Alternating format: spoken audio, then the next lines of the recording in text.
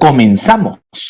Primer viernes de septiembre y nos hemos desplazado desde Librería Byron, en el barrio de San Antonio, a Llibre Solidari, en el barrio del Champla, aquí con la bienvenida de los amigos Carlos Franco, que anda por allí, compatriota él y Dani Fermín, que está monitoreando todo desde Venecia, según me entero y me cuentan. Esta librería, ustedes saben, le tenemos mucho cariño. Transmitimos desde Llibre Solidari el año pasado varios programas de la primera temporada, y es que en esta librería los libros que se venden están destinados, por supuesto, a la autogestión del local, de la librería, que son varios de una cadena, pero también para importante acción social. Así que para nosotros es siempre una alegría y una complicidad transmitir desde aquí. Por otro lado, estos cambios son en Barcelona, de librería a otra, pero en Lima todo es invariable, felizmente, porque el soporte y la producción lo hace el equipo de gestión cultural de Petroperú, ahí a la batalla. Querida audiencia, saben que leemos con gusto y atención sus comentarios. Aquí estamos, no nos desamparen ni de noche ni de día. En un rato estaremos atentos a sus redes. Pues bien, nos vamos a 1988, a 1989, cuando se abre camino la cuarta edición del Premio Copé de Poesía. El jurado fue impar a cargo de 5 personalidades de la cultura peruana. Carlos Garayar por la Universidad Nacional Mayor de San Marcos, Ricardo González Vigil por la Universidad Católica del Perú, Carlos Orellana por el entonces Instituto Nacional de Cultura, Carlos Germán Belli por la Academia Peruana de la Lengua, el recordado Pedro Cateriano por Petroperú, a quien rendimos un homenaje el día miércoles en este mismo programa, en una edición especial.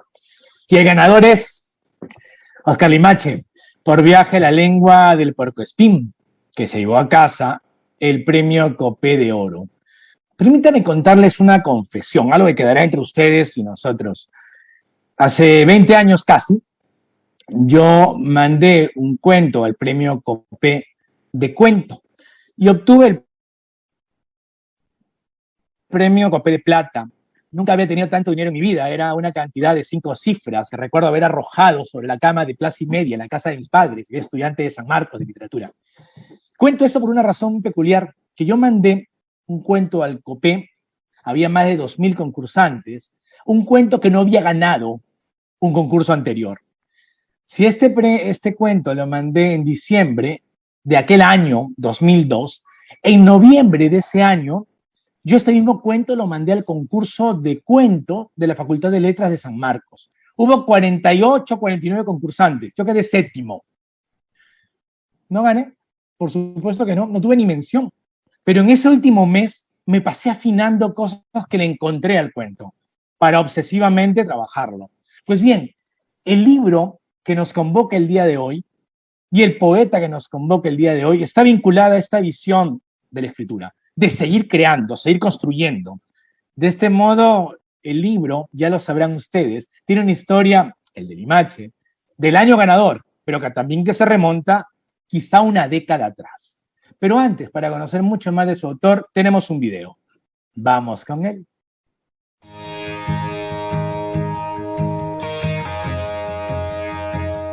Oscar Limache nació en Lima en 1958. Educador, poeta, traductor y editor peruano. Ha tenido a su cargo antologías como Un año con 13 lunas, El cine visto por los poetas peruanos y Selección Nacional, entre otros títulos. Es autor de poesías como Vuelo de Identidad y Viaje a la Lengua del Puercoespín, por el cual recibió el premio Copé de Oro. Poemas suyos han sido traducidos al portugués, italiano, inglés, turco, hindi y árabe, e incluidos en compilaciones de 3 continentes, desde Estados Unidos de América al Uruguay, desde Italia a España, desde Arabia Saudita a la India. Oscar Limache fundó y dirigió el proyecto Tabatinga de traducción literaria. Así, ha traducido a Franchetti, de Andrade, Tagore, Machado de Asís y muchos poetas más. Ha dictado a su vez talleres de traducción y también de poesía en instituciones como el Centro Toluqueño de Escritores de México, el Centro Cultural Petroperú en Lima, la Casa de la Literatura Peruana y la Universidad Nacional Mayor de San Marcos. destacado animador de la literatura y la cultura en el Perú, ha conducido espacios en radio, televisión de señal abierta e internet. Desde el año 2004, Óscar Limache dirige el Centro Cultural Trilce, desde cuya página de Facebook se difunde diariamente poesía de todas partes del mundo.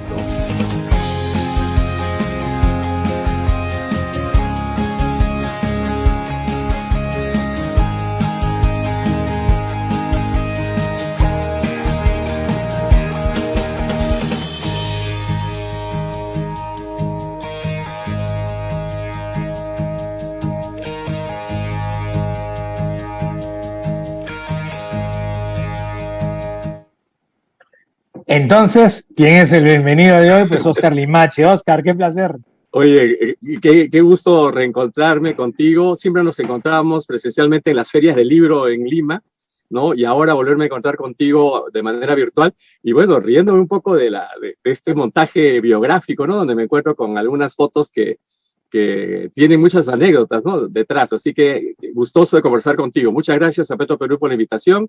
Y a ver, ¿qué me tienes preparado para comenzar? Lo primero, la pregunta de cajón.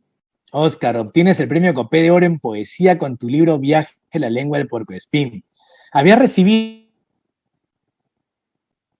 una mención en la Bienal anterior y ganas. Estamos hablando de 1988-89. ¿Cómo pensaste esa revancha literaria de un certamen a otro, de una Bienal a otra? ¿Y cómo sentiste aquel triunfo? Porque a mí siempre me parece fascinante que alguien pueda evocar décadas atrás ese momento epigonal.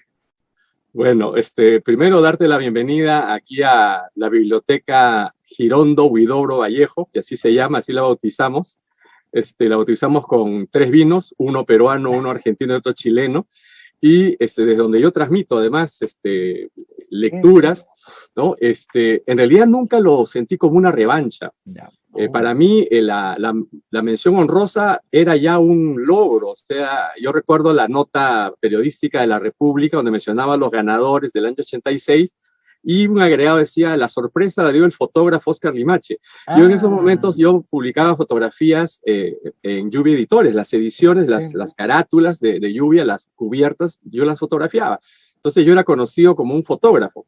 De tal modo que haber quedado con la primera mención honrosa para mí era un logro. O sea, yo nunca había participado en nada. Y de tal modo que cuando pasaron 2 años, yo había seguido puliendo ese libro porque había enviado un libro incompleto por estas cuestiones de los plazos, las fechas. Había enviado un conjunto de 50 poemas. Y entonces pasaron los 2 años y como no había ninguna prohibición de volver a participar, lo envié duplicado, eran 100 poemas, el libro final tiene 102 poemas, y lo mandé con el mismo nombre y con el mismo seudónimo para que no quede dudas de que en realidad yo no quería hacer ninguna trampa ni nada, ¿no? Es decir, era el mismo libro, pero había crecido, se había multiplicado, estaba corregido, etc. Entonces, enterarme de que había ganado, estábamos en unas condiciones. Tú dices, por ejemplo, la cantidad de dinero que viste por ganar. Yo no vi tanta, porque en mi época eran intis devaluados del gobierno de García. Y el premio sirvió para invitar a mi pareja de entonces. Vivíamos juntos en medio de la crisis, todo estaba caro. No había alcanzado el dinero para sacar las fotocopias y el anillado para enviarlos. Yo tenía que trabajar, ella se encargó de todo. Y ahí está dedicada el libro, de paso. Claro. Entonces, no teníamos teléfono en casa. Entonces, había había sido visitado por mi familia diciendo, han llamado, han dejado este número para que tú llames, es urgente, de Petro Perú. Entonces, yo hice la llamada, fui a un teléfono público, vivíamos en la Avenida Brasil en esa época, y llamé, ¿no? Y me dijeron, ¿no? Entonces, yo lo primero que pregunté es ¿con quién he ganado? ¿No? Porque las 2 versiones anteriores habían sido empatadas. Es verdad. Y Carlos Orellana, que era miembro del jurado y que se había enterado recién de que yo era el que me dijo, no, maestro, ¿cómo cree? Usted ha ganado solo. Entonces, realmente, bueno, yo no sabía cómo agradecer y fui corriendo a la casa, subí las escaleras, la busqué, ella estaba en la cocina y le dije, gané, ¿no? Entonces fue una cosa ella ganó conmigo porque en realidad hubo mucho sacrificio en ese tiempo, ¿no? Los tiempos eran muy cortos, corregir el libro, como decía, fotocopiarlos, enviarlos, todo eso fue un trabajo de dos, ¿no? Entonces, es mucha emoción, ¿no? En ese momento, porque en realidad, después de una mención honrosa, lo único que quedaba era ganar, pero ganar no estaba en mi mano, porque siempre hay la posibilidad de que alguien presente un trabajo mejor, ¿no? Entonces, un conjunto de circunstancias y de azares permitió ese momento, ¿no? Ese momento tan intenso para nosotros. Oye, Oscar, te agradezco mucho el recorrido memorialista que nos has brindado. Tú has hecho alusión que lo presentaste con el mismo seudónimo, y el seudónimo a mí no se me pasa desapercibido porque es muy llamativo. Es Daniel Smisek. Qué bien, ok, es el nombre de un futbolista checo contemporáneo, pero es el mismo nombre con que el escritor Enrique Prochaska ha firmado libros de poesía y que yo recuerdo incluso es un personaje en sus ficciones. ¿Puedes contarme un poquito cómo van esas conexiones literarias? Bueno, a esta biblioteca empezamos a reunirnos sin ninguna intención, ¿no? Solamente amical.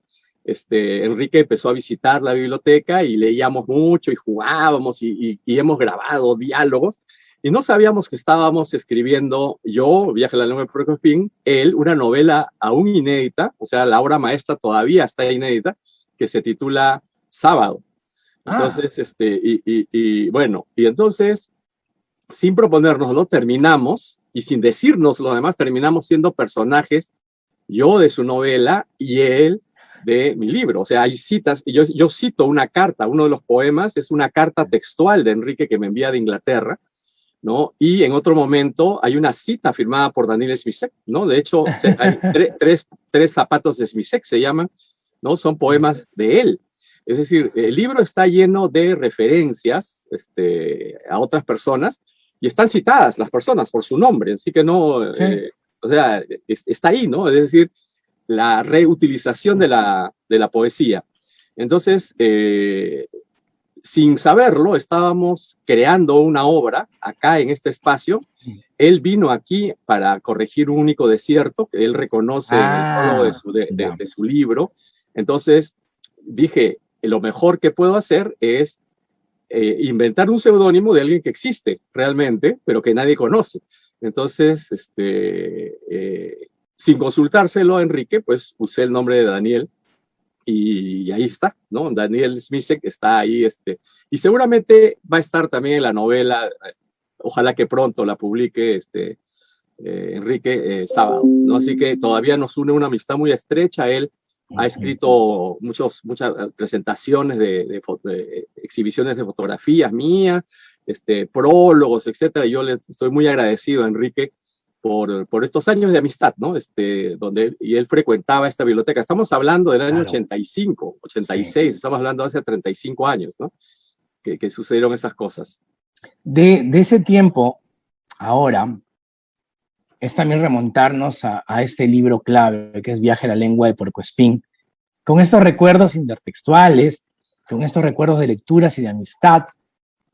Pero yo quiero no dejar pasar también un asunto de lectura específica. Italo Calvino, Le città invisibili, porque la primera parte de tu libro es Las ciudades invisibles. Y entonces uno entra a leer este poemario. Ojo con la audiencia, que en los enlaces de esta conversación ya está el libro, pueden revisarlo con nosotros, disfrútenlo también. Y aquí estamos frente a la idea de la ciudad perfecta, por un lado, como la plantea Calvino, y que tú aprovechas para tu poemario, y también el concepto del viaje. Pero tú tienes esta sensación maravillosa del viaje, que el viaje solo tiene sentido con el retorno, esta vuelta al origen. Hay un verso maravilloso tuyo que es, porque es Lima, la razón de nuestro viaje. Háblanos un poco de la idea del viaje. Bueno, en tu vida, en este... te escucho entrecortado, pero bueno, voy a responderte, ¿no? El viaje y los viajes para mí han sido muy importantes, ¿no? Voy a parafrasear a Vargas Llosa cuando recibe el Nobel, dice, lo más importante que me ha ocurrido es aprender a leer. Pues aprender a leer y viajar fueron dos grandes regalos que me dio mi abuela materna, ¿no? Me regaló cuando yo tenía 4 años y medio más o menos, mi primer viaje. Y a partir de ahí no ha habido año en que yo no haya estado viajando. Sin embargo, en los años 70 se pusieron de moda, porque muchos poetas viajaban a países socialistas, viajaban a Europa, etcétera, y escribían y firmaban poemas en esos lugares. Pues nos encontramos con que se me ocurrió la idea de escribir, ¿no? De escribir poemas firmados en ciudades donde yo nunca había estado. Así que empecé a escribirlos y en algún momento me encontré con las ciudades invisibles de Calvino y encontré que eso estaba haciendo Calvino, estaba describiendo o hacía que Marco Polo describiera ciudades a Kublai Khan, que lo había enviado a recorrer, pero que en realidad solamente había estado hablando de una ciudad, que era la suya, Venecia. Yo me di cuenta que estaba hablando de una sola ciudad, la mía, Lima. En realidad, Viaje a la Lengua del Puercoespín está formado por 2 libros que fueron creciendo en paralelo. En realidad eran 3. Y finalmente, cuando terminó, fui avanzando, digamos, estas partes. En algún momento encontré el nexo, la cita que los unía. Encontré que las preguntas que yo me hacía en la primera parte eran respondidas en la segunda parte. Cuando encontré la cita de Whitman, que está en el centro, además, donde le dice, ¿no? Nuevamente, Frederick Picasso, se puede haber recorrido el mundo, dar la vuelta al mundo, fue otra vez mi casa, y la pregunta, ¿no? ¿Y por qué? O sea, ¿dónde está aquello que salí a buscar hace tanto tiempo y por qué no lo he encontrado? Y la respuesta la da Melville, ¿no? No need to travel, the world's one Lima, ¿no? No hay necesidad de viajar, el mundo es Lima. Y ahí empieza La Loca Alacrán y otras ciudades de Lima, donde ya yo no vuelvo a viajar, vuelvo a caminar, esta vez por la ciudad visible que es Lima. Las anteriores yo nunca las había visto. Yo no he estado en ningún, bueno, en ese momento yo no había estado en ninguna de esas ciudades. Ahora ya he recorrido algunas y las he caminado y se siente muy raro estar en una ciudad que uno ha descrito, una ciudad viva como Nueva York o una ciudad muerta como Éfeso, ¿no? Entonces eso es bastante especial. Así que esa fue la génesis del libro. Fueron 2 libros que encontraron su nexo en 2 citas poéticas, ¿no? Bueno, la de Melville es de Moby Dick, ¿no? Una de las grandes novelas que yo he leído en mi vida, ¿no? Es un gran poema épico en prosa, ¿no? Tremendo, además, donde Lima es definida, no solamente lo que sabemos, ¿no? Lima la sin lágrimas, Lima la ciudad más triste que se pueda contemplar, sino una frase menos conocida, y debería ser más conocida, donde dice, corrupto como Lima, dice un personaje. Entonces, ya Melville tenía el concepto. Miren la fama que tenemos, ¿no? Los limeños. Pero bueno, en fin, así fue.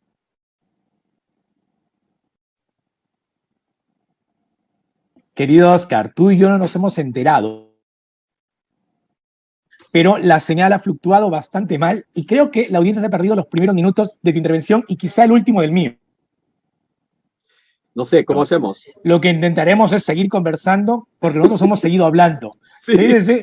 Y lo que yo quería preguntarte sobre el sentido del humor. Una cuestión clave en tu poesía es que tú rompes con la ceremoniosidad lírica, ensayas una proximidad irónica que dota a tu libro de una franqueza y una contemporaneidad absolutamente disfrutable. Ese momento en el cual uno lee Agra, por ejemplo, este poema tuyo, dice, y yo que creía que el Taj Mahal estaba en Egipto. O ese momento frente a Bagdad, en el cual la reflexión lírica es, pues, vamos a la página internacional de los periódicos. ¿Por qué esa permeabilidad del humor? Además que yo saludo, porque la lectura peruana siempre le viene bien y le hace falta. Bueno, hay mucha solemnidad en la poesía peruana, ¿no? Y por otro lado, hay mucha irreverencia también. Mi libro, en realidad, no creo que sea irreverente, ¿no? Yo recuerdo un encuentro con Jorge Eslava, a quien conozco desde que éramos estudiantes, ambos en San Marcos, ¿no? Y a quien le debo haber sido invitado para colaborar con él en Colmillo Blanco, pero además le debo a él haber trabajado más de una década en el Colegio de los Reyes Rojos, ¿no? Donde él me recomendó para hacer su reemplazo y pues me permitió conocer en directo a la mitad de la poesía peruana, ¿no? Que eran padres de familia, Luis Lahoz, Mirko Lauer, Enrique Sánchez Hernán, Giovanna Polarolo, José Watanabe. Imagínense una reunión con estos papás, ¿no? O sea, era una maravilla, ¿no? Y tenerlos ahí, poder conversar, tratarlos de tú y vos. Digo entonces que Jorge me encuentra después de que él había tenido el libro y me dice, oye, me he reído con tu libro. Le digo, pero no es un libro de humor. No, me dice, no, lo que le dices a Cisneros estaba vivo, ¿verdad? En Estocolmo. Yo hago, pues, yo transmito la ceremonia de entrega del premio Nobel a Cisneros, ¿no? Que gana en el año 2000 el premio, ¿no? Y termina él mostrándome unos polos con sus poemas ahí impresos y lo demás. Y me dice, bueno, lo he disfrutado mucho. Y entonces cuando algún amigo lector exigente, ¿no? Y conocedor me dice que ha leído mi libro y lo ha disfrutado, es suficiente, ¿no? Yo no necesito críticas para el libro, ¿no? O sea, si lo disfrutó y hubo un poema que disfrutó, sí. Mucha gente ha creído que este es un libro libresco, no hecho con libros, que lo es, pero también está hecho con películas y está hecho con cartas, ya he dicho, ¿no? Cartas de Enrique, frases, postales. Marsella es casi textual lo que me escribió una amiga de Marsella, ¿no? Y me mandó una postal con una vista del puerto y había puesto en un circulito su casa, ¿no? Y dice, esa es mi casa, ¿no? Entonces, me gustaba esa idea de escribir un poema, hablar, para decir finalmente, al final, se ve mi casa, ¿no? Entonces, yo le doy voces, muchas voces, y ese que tú has mencionado, Agra, es un recuerdo infantil, ¿no? Esa frase fue dicha por un compañero mío de clase en la primaria. Teníamos uno que era así el geniecillo que llevaba su geniograma a resolver y en algún momento estábamos reunidos ahí en torno y él preguntó, ¿no? Y ¿dónde está el Taj Mahal? Digo, en Agra, en la India. Y entonces este otro compañero dice que en la India yo pensé que estaba en Egipto. Entonces hubo una risa, ¿no? En general, y ahí quedó. Espero que no esté viendo este programa, porque él no sabe que forma parte, es un personaje, ¿no? Y una de sus frases está ahí. Es ahora un famoso profesional, ¿no? Le mando mi saludo, no voy a decir nombres obviamente, pero el libro está construido con este tipo de recuerdos, con fragmentos. Son fragmentos que en algún momento yo lo digo en el libro, ¿no? Es un libro fragmentario. Estoy reconstruyendo la ciudad perfecta, que no existe, ¿no? Estoy buscando la ciudad perfecta, que no está, ¿no? Por eso hay dos Romas, ¿no? Hay tres Nueva York, ¿no? Ahí, o sea, buscando la capital, la ciudad central, ¿dónde está? Lima no es, Lima es una provincia, ¿no? Fernando Iwasaki me decía, él no entendía cómo es que yo dediqué un libro a Lima, que se llama Limanerías. Me decía, pero tú tienes un amor masoquista por Lima. Nos hermana ese tipo de amor, ¿cierto, Oscar? Yo no sé si es masoquismo, o sea, yo no puedo vivir fuera de Lima. En Lima yo tengo las cosas que me gustan. Es decir, obviamente, como limeño y habitante y sufriente de esta ciudad, pues me molestan las mismas cosas que a cualquier limeño, el tránsito, la violencia, ¿no? La contaminación, el ruido y todo eso. Pero yo creo que hay que hacer un esfuerzo para crearnos un universo propio, ¿no? Y vivir esa ciudad y tratar de hacerla mejor. Entonces, yo he caminado mucho Lima y la sigo caminando, el centro, los barrios. Obviamente, la Lima de los años 70 que yo empecé a caminar, no es ahora, ¿no? Ahora me perdería por algunos lugares y hay zonas de Lima que no conozco y seguramente son peligrosas. De hecho, he sufrido como todo limeño, pues, accidentes, asaltos, ¿no? Violencia, pero es mi ciudad. O sea, y es una ciudad llena de cosas que a veces el turismo se saltea, ¿no? O sea, Lima solamente es el puerto para ir al Cusco, pero en realidad Lima tiene muchas cosas y cuando vienen amigos escritores, pues los llevo a recorrer esa otra Lima que nadie conoce, que nadie visita y se sorprenden, ¿no? Y yo mismo me sorprendo a veces de descubrir cosas, ¿no? Que no sabía, pues Palma ya lo tiene todo escrito, Gales Barrenechea, están ahí, Héctor Velarde, es cuestión de acercarse nada más y encontrar que cada casa en Lima tiene una historia, ¿no? Por eso, no hay necesidad de viajar, el mundo es una Lima, ¿no? Entonces hay que caminarla nada más. En ese contexto, Oscar, tú has caminado territorialmente, pero también has andado el tiempo y has dejado legado con tu trabajo y con tu forma de hacer las cosas. De tal modo que hoy hemos pedido a Ivonne Arias que nos cuente un poco confesionalmente ella, en compañía de Ariana, su hija, lo que significa tu trabajo, no solamente como poeta, sino también como maestro, y que nos lean ambas un par de poemas. soltamos el video y regresamos contigo, ¿te parece? Muy bien, gracias. Gracias.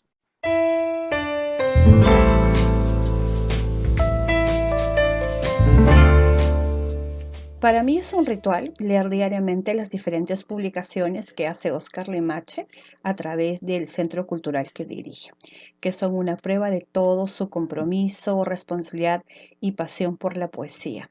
Esa pasión que ha motivado a muchas generaciones y que en mi caso me inspiró a crear junto a mi hija Ariana de 11 años el espacio apto para todos, donde justamente leemos poesía, tratando de seguir el legado que Oscar nos enseña día con día. Es el día de hoy rindiéndole un merecido homenaje al gran maestro, poeta y amigo Oscar Limache, de su poemario Viaje a la lengua del puercoespín, uno de mis poemas favoritos, por su misticismo, ocultismo, ¿ya? Y porque definitivamente lo único seguro en esta vida es su fin, Delfos. Si oyes el canto de la lechuza, mueres. Si acaso jamás oyes el canto de la lechuza, morirás igualmente. Solo los dioses pueden oír las voces de las aves sin preocuparse. Gracias. Hola, soy Ariana, tengo 11 años y yo les voy a leer un poema de Oscar Limache. Autorretrato con púas, 22 años para Gigi. Soy como los cactus que cultivo, alto, seco, espinoso, frío e hiriente. Pero, maldición, no puedo evitar, de vez en cuando, darte, desde mi centro, una flor amarilla.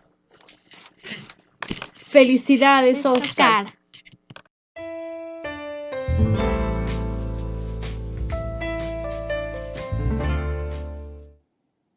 Bueno, qué grato eso que ustedes han permitido, ¿no?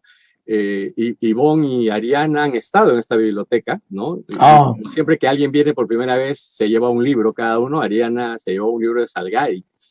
Y luego nos hemos encontrado con ella y su mamá en la feria de Miraflores, no esta última, ¿no? Sino la anterior. Y bueno, fue un primer encuentro presencial después de mucho tiempo, porque hace más de 30 años en esta biblioteca nos reuníamos a leer. Gente que luego se convirtió en Erika Gersi, que ahora es profesora en Miami, ¿no? Ha publicado poesía, o Martín Rodríguez Gaona, que vive allá en España. Grandes amigos que venían acá a leer, y pues con la pandemia se le ocurrió a alguno retomar la idea, ¿no? Porque siempre hemos venido reuniéndonos para leer, y hemos creado un círculo virtual, ¿no? Entonces nos reunimos con Ivonne todos los sábados y otros grupos de amigos, colegas. Yo comparto con Ivonne el trabajo de educar jóvenes, y de pronto vi que ella había copiado, ¿no? la idea, se había inspirado la idea, que me parece muy bien que la gente llene sus muros de poesía, ¿no? Es decir, yo tomé la decisión cuando asumí entrar en redes que no iba a utilizarlo para el insulto ni para perder mi tiempo denigrando lo que no me gustaba, sino más bien para compartir aquello que a mí me gustaba y quería. Y entonces todos los días comparto poesía desde las páginas del Centro Cultural Trilce, que me lo permite desde hace casi 7 años, ¿no? Entonces no hay día que no haya poesía y que luego yo replico en redes y la gente copia. Entonces esa es parte de la labor educativa, es parte de la devolución que uno hace de las cosas que ha recibido, ¿no? Cuando uno era niño, cuando uno era adolescente. En este contexto, Oscar, y ya para no robarte mucho más tiempo, 2 preguntas muy cortas, sin dejar de agradecer la gentileza de Ariana y de Ivonne Arias por la lectura y lo entrañable que ha sido para nosotros. 2 preguntas. Primero, tus poetas griegos, Kavafis, Séferis, Elitis, ¿qué significado tenían para el joven poeta que se gana aquel copé de oro? ¿Y cómo funcionan todavía? ¿Cómo opera ese triunvirato en tu memoria, en tu escritura? Bueno, en realidad hay que confesar que, primero, que yo no estudié literatura, de tal manera que no asumí los tics o las manías de lectura de mis colegas que sí lo hicieron, ¿no? Entonces yo no leí la poesía beatnik, no leía a los poetas malditos, y fui muy heterodoxo en mis lecturas y muy desordenado, leía lo que a mí me provocaba. Entonces cayó en mis manos en el mismo año la poesía completa de Borges, de Salvatore Quasimodo, pero también la de José Emilio Pacheco. Y Pacheco, en las primeras ediciones de Tarde o Temprano, incluían sus traducciones del griego. Yo sabía que él no sabía eso, entonces decía, ¿de dónde saca esas cosas? Y cuando yo empecé en el año 88, el año justamente donde nominalmente gano el COPE, inicio la costumbre de regalarme un libro en cada cumpleaños, un libro importante que sé que nadie me va a regalar. Lo primero que me regalé fue la poesía completa de Giorgio Seferis, ¿no? Traducida. Y entonces encontré que muchos de esos poemas me hubiera gustado escribir. Fue la primera vez que yo sentí cómo me hubiera gustado escribir estos poemas. Cuando compré otras traducciones, veía que ninguna tenía exactamente lo que a mí me gustaba. Entonces empecé a armar monstruos de Dr. Frankenstein con fragmentos de esas traducciones.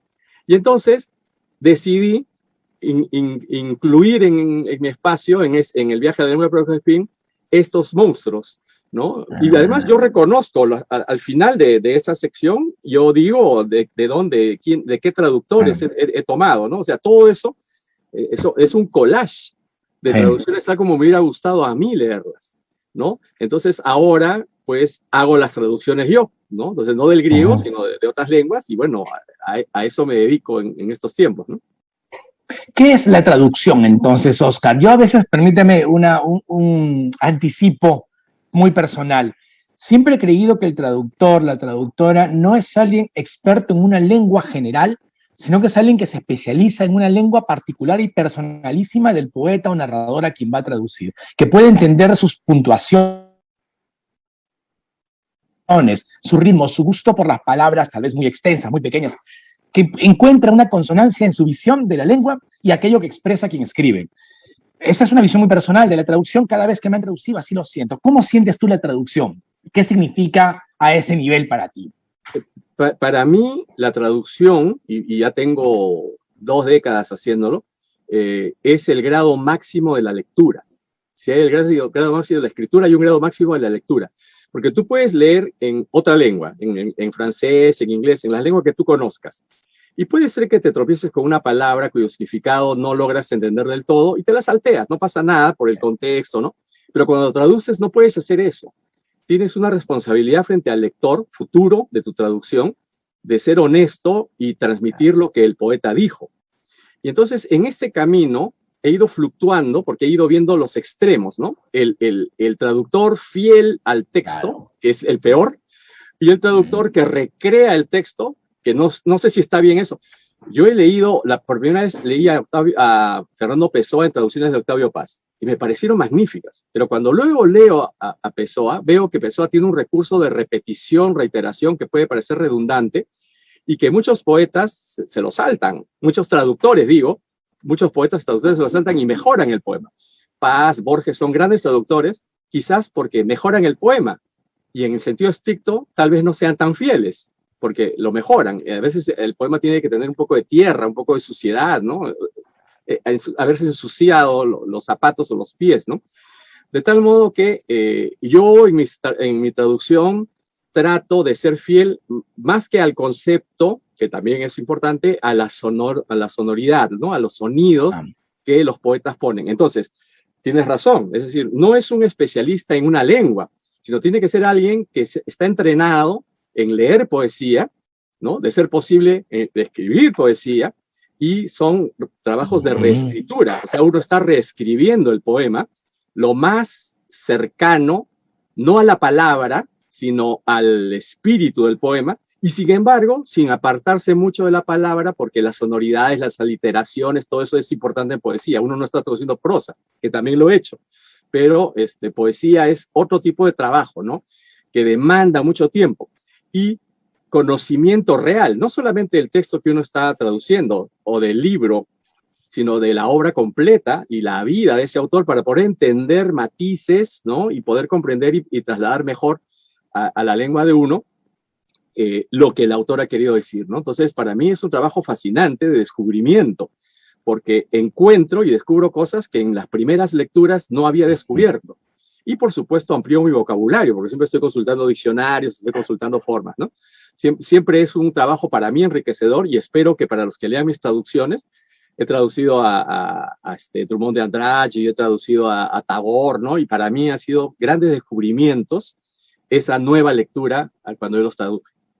Por supuesto, Oscar. Y ahora nos tocará dar paso a un comentario sobre tu obra, pero no sin antes agradecerte muchísimo el abrirnos la puerta de ese lugar tan íntimo y tan público que hoy te alberga y con el cual estás nos invitado a venir a tanto tomarnos cariño. un pisco acá a la Pacheta de Maranga, ¿no? De donde te envío un abrazo. Nunca hubo oportunidad de reunirnos aquí. No, es verdad. Bueno, ya nos tocará muy pronto. Estoy haciendo pública la invitación. Seguro, tenlo por seguro que en menos acá de lo te espero que con una botella año, de pisco. Ajá.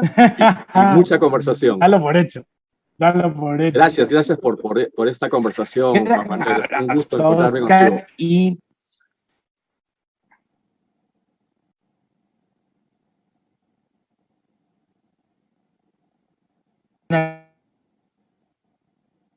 sello y de la imagen de difusión y no solamente por el premio. Gracias.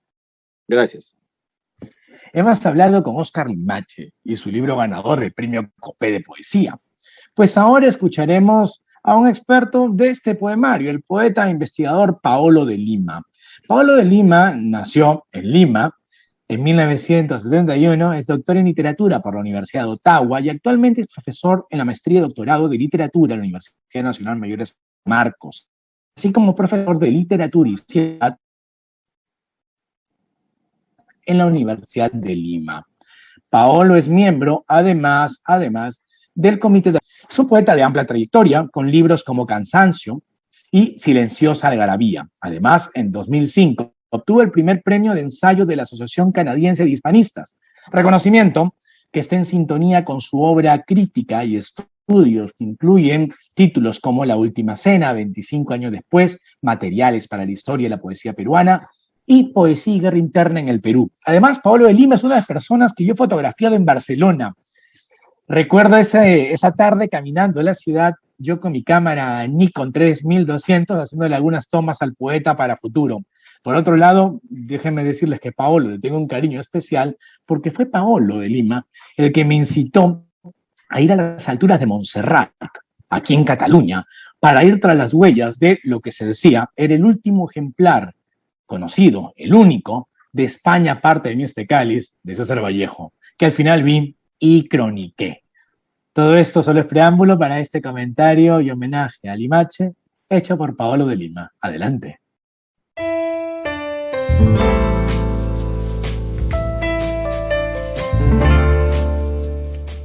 ¿Qué tal? ¿Cómo están? Soy Paolo de Lima. He preparado un texto que voy a leer a continuación. Publicado en septiembre de 1989, es decir, hace 32 años, tras obtener la Cuarta Bienal de Poesía Premio Copé 1988 y reeditado en numerosas ocasiones tanto en el Perú como en el extranjero, en países hermanos como México y Cuba, Viaje a la lengua del puercoespín reúne poemas escritos a lo largo de una década, entre 1979 y 1989, por un joven limeño veinteañero, Oscar Limache, quien a lo largo de esos años, al igual que centenares de jóvenes de la capital, y a través de una serie de conocidos espacios públicos, como el Patio de Letras de la Facultad de Literatura de la Universidad Nacional Mayor de San Marcos, o en una serie de revistas y libros de literatura, donde sus fotografías ilustraban las carátulas de esos libros, trajinaba sin descanso y con fruición, sensibilidad e inteligencia por los vericuetos de la ciudad letrada local. Como Julio Cortázar, al inicio de su novela Rayuela, uno puede afirmar que, a su manera, Viaje a la lengua del puercoespín de Oscar Limache es muchos libros, pero sobre todo es 2 libros. Y la ruta para recorrerlos está trazada por ese gran dispositivo intrínseco a la literatura, que es la intertextualidad. Además de los poemas mismos, muchos de ellos con versos prestados, ya sea de manera explícita o a través de guiños, las citas aparecen a modo de epígrafes al comienzo de los poemas y de las secciones, así como al comienzo y final del libro. Viaje a la lengua del puercoespín es un libro conformado por un total de 102 poemas, cantidad totalmente inusitada en un poemario, que no suelen exceder el número de 30, porque en el fondo este libro puede ser leído como una suma de diversos cuadernos de poemas. La organización del poemario se encuentra claramente delimitada por sus dos secciones, Las ciudades invisibles con 63 poemas y La loca alacrán y otras historias de Lima con 39 poemas. En la primera parte, el viaje se despliega a lo largo del planeta y de la Luna, en numerosas ciudades antiguas, modernas y ficcionales, cuyos nombres dan título a los poemas. En la segunda parte, el recorrido se circunscribe a la capital peruana. Ambos viajes, en el fondo, confluyen en el ser del poeta, en la singularidad de su habla, viaje a la lengua y visión del puercoespín. Acorde con una década difícil como la de los 80, este retrato se construye desde la turbidez arisca de las violencias estructural y política que modelan al sujeto de la escritura.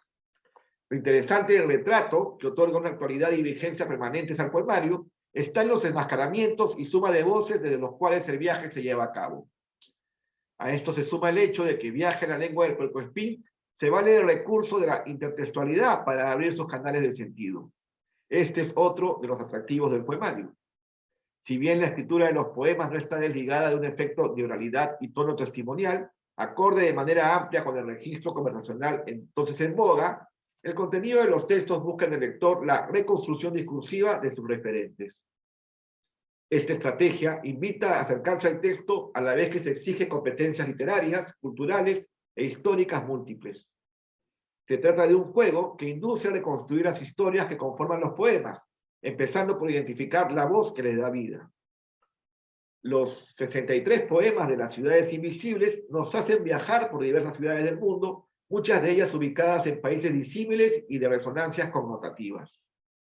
En un contexto de escasez, miseria, muerte y mundo bipolar, como el que atravesaba el Perú de los 80, ya la literatura nacional representada en Viaje a la lengua del puercoespín introducía de manera explícita localidades universales, como suelen hacerlo actualmente decenas de jóvenes narradores peruanos del mundo globalizado. Países como Marruecos, Argelia, Etiopía, Irán, Irak, Yemen, Tanzania, Ucrania, Hungría, Turquía, India, China, Mongolia, Australia, Canadá, Barbados, Argentina, Islandia, Dinamarca, Suiza, Suecia, Inglaterra, la antigua Unión Soviética o Clavius, la base lunar de la película 2001 Odisea en el espacio, además de 11 ciudades de Estados Unidos, 6 de Italia, 3 de Grecia, Alemania y Francia, constituían el recorrido ofrecido al lector para viajar desde este mapa voraz a un universo cultural en clave de asombro, deslumbramiento, sorpresa e ironía. Tras recorrer los 63 poemas de las ciudades invisibles, el lector debía continuar ahora el segundo tramo del libro, los 39 poemas de La loca alacrán y otras historias de Lima, un recorrido conformado por 5 secciones más un inicio y un final.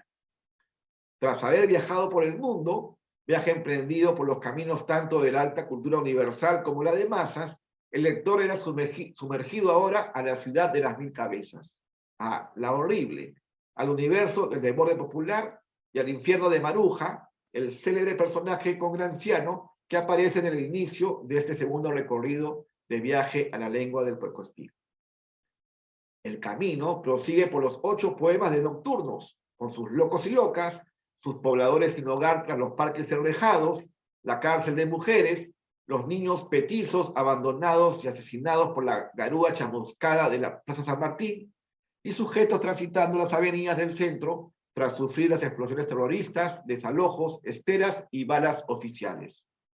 También en desfiles, la ironía se concentra en los concursos de belleza, y en los 5 poemas de venas propias, como un guiño a las venas abiertas de Eduardo Galeano, el poeta nos acerca a la canción de protesta, a las pintas callejeras y a las detenciones, a los fotógrafos que registran la realidad y terminan asesinados, como en el caso de Willy Reto, en la intrincada matanza de Uchurajay al comienzo de la Guerra Sucia.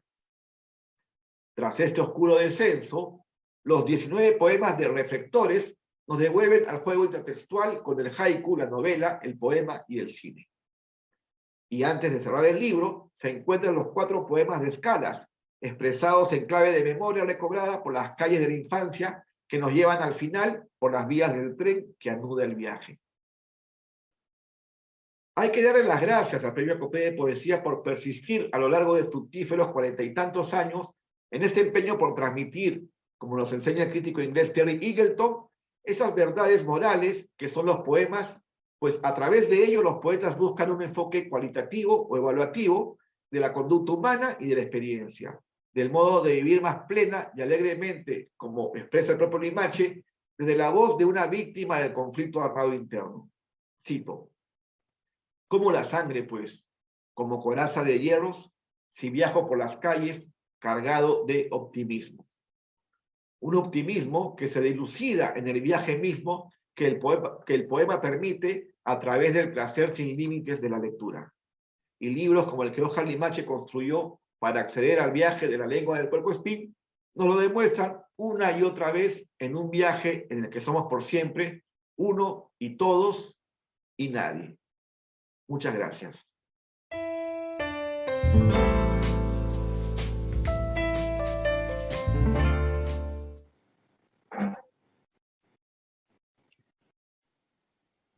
Gracias hasta Lima, Paolo de Lima. Y ahora es tiempo, querida audiencia, de ir a sus palabras, de recorrer las redes y conocer sus impresiones. Tengo varias aquí. Marita Palomino nos dice que gusto escuchar a Oscar Limache. Lelis Cruzado cita la traducción como grado máximo de lectura. Mirano, excelentes panelistas, qué gusto escuchar a Oscar, lo cual es cierto y estamos muy de acuerdo. Manuel Mena, placer inmenso de escucharlo, maestro Limache. Qué alegría poder reencontrarnos cada viernes.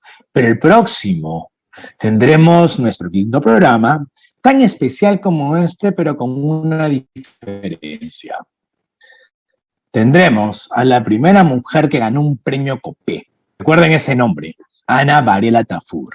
Y hablando de memoria, recuerden aquel verso del poeta italiano y Nobel de Literatura Salvatore Quasimodo: los poetas no olvidan.